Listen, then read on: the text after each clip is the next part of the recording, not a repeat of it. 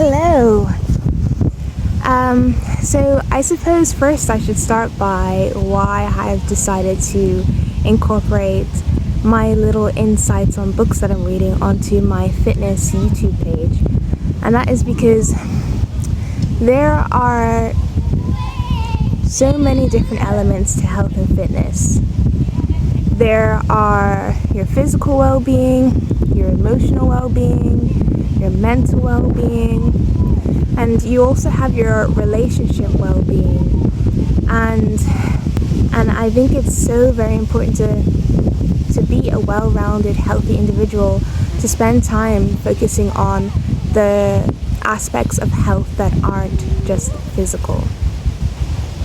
So, my name is Kiesia. I am an online fitness coach, and today I'm going to be sharing with you some insights that I have learned from the book called Men Are From Mars and Women Are From Venus by John Gray.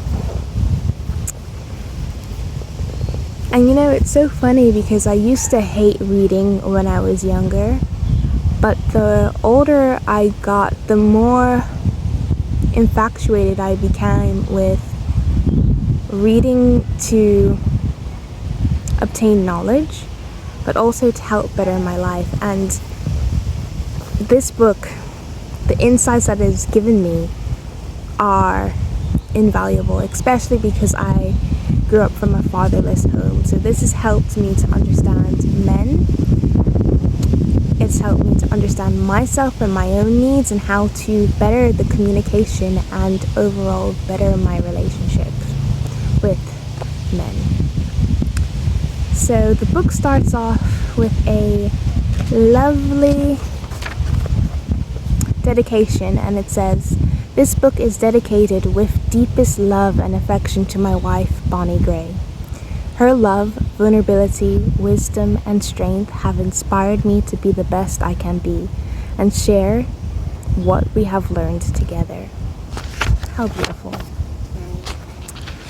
So to begin with, there's a few more acknowledgements and a quick introduction to John Gray, who is the author of this book. This book came about through his own personal experience.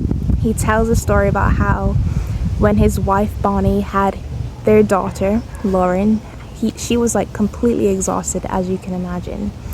And one day, I think she was just expressing how she was feeling to John, and John said something like, "Oh no honey, don't worry about it," or trying to offer a solution as men do, right? And she blew up. And John didn't understand it. That made him feel very frustrated, and equally, Bonnie felt very misunderstood.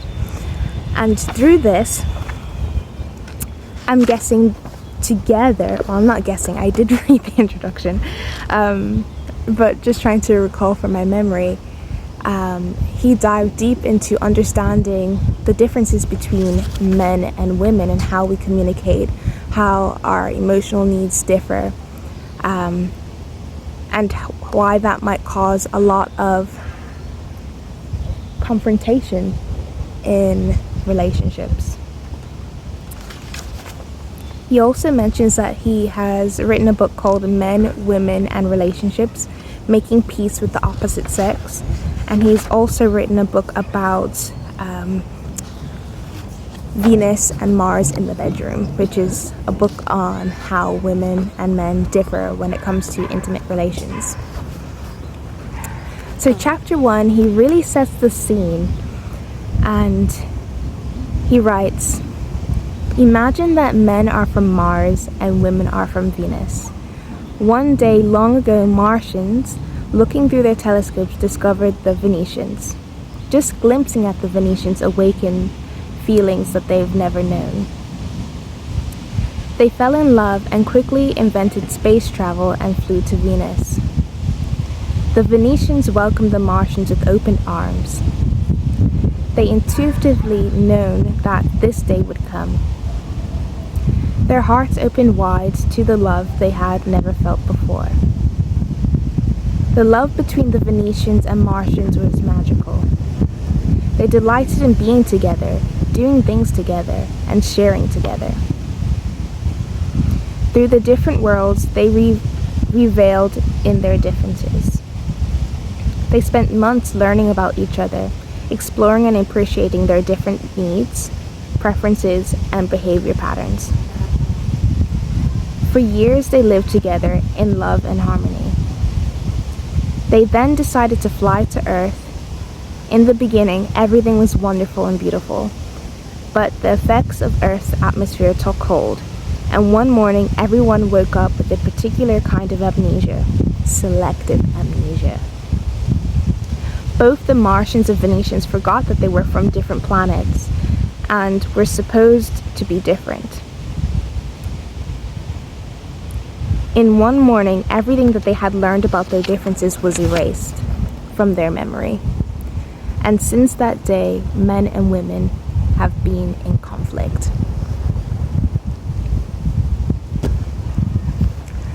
And I just thought the first few paragraphs of the first chapter really set the scene about,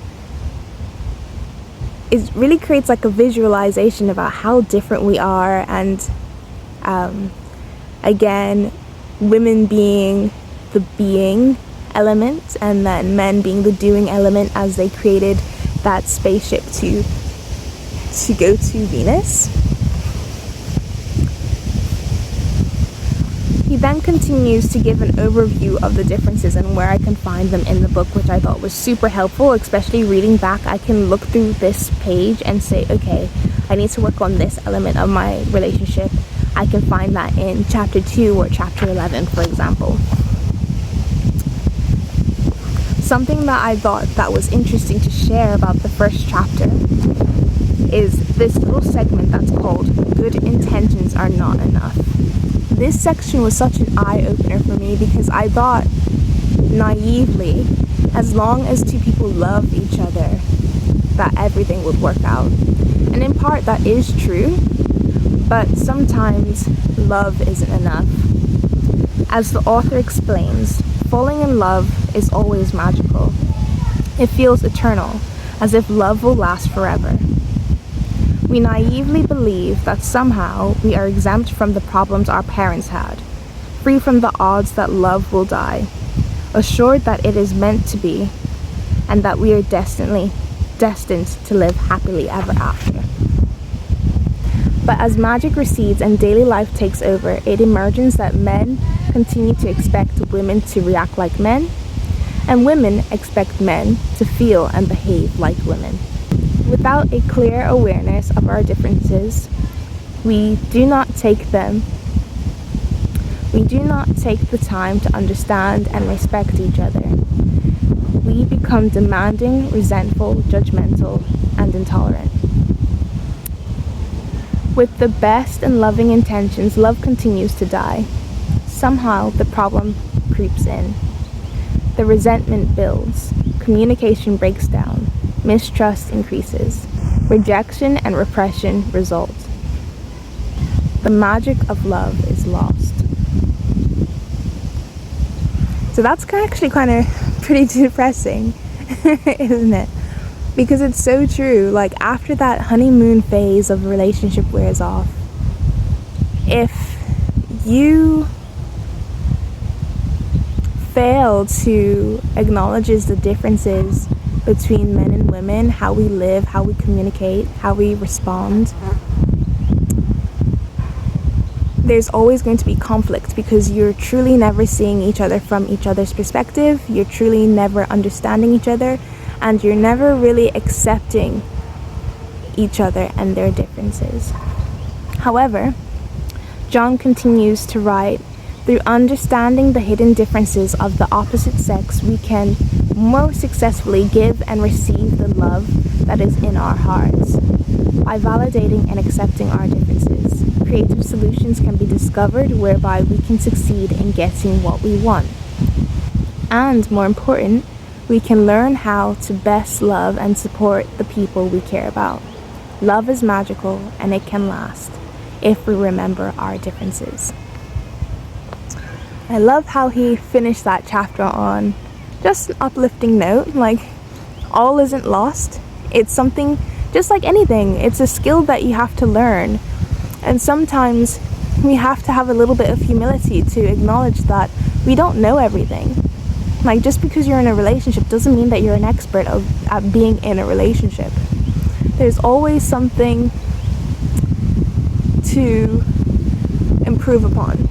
And obviously, once you get to that level, maybe you don't have to focus on that so much. So I decided to take the responsibility upon myself to understand my needs when it comes to love, understand why I respond the way I do, but ultimately to also understand him, because if I understand him, I am going to be more accepting of him, and because I'm more accepting, I'm going to be more pleasant around him, and that's all men want. I think men just want to be around someone who's pleasant and someone who's happy. And yeah, this book, it's got a few stains on it from my lunch. I carried it in my lunchbox for a little lunchtime reading. It's definitely opened my eyes. I'm going to continue on with chapter 2 next week. If you read this book before, I'd love to hear your biggest takeaways from chapter 1. And I hope you follow along to complete this book with me in my little online book club.